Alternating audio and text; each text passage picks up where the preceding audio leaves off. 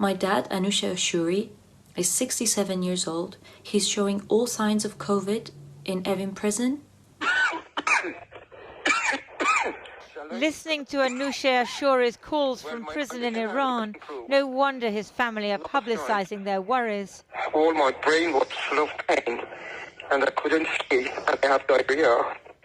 They feel that the Foreign Office isn't prioritising his case and want him to be granted diplomatic status like Nazanin Zaghari-Ratcliffe.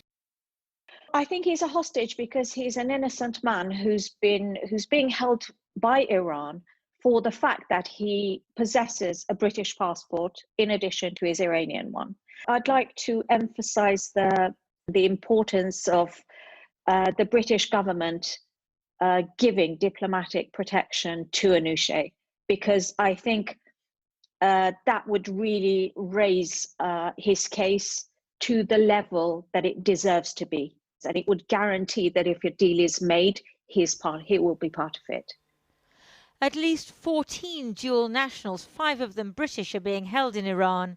The British include Nazanin Zaghari-Ratcliffe, a charity worker taken in 2016, Anusha Ashuri, a retired civil engineer imprisoned in 2017, Mohrad Tabaz, an environmentalist with US and UK citizenship held since 2018, Aras Amiri, a British council worker with right of residence in the UK, imprisoned in 2019, and Mehran Rauf, a labour rights activist taken in 2020.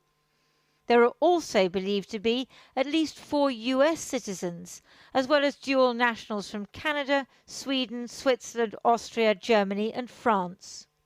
This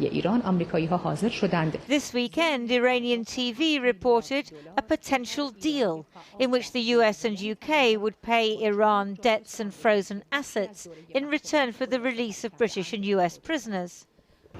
2 dual nationals were moved to Section 209 of Evin prison, where previously prisoners have been taken prior to release. The US Secretary of State is in London.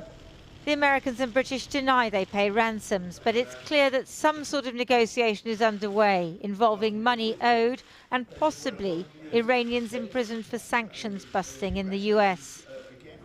Talks on Iran's nuclear program are expected to restart soon in Vienna, and the dual nationals may be part of any deal.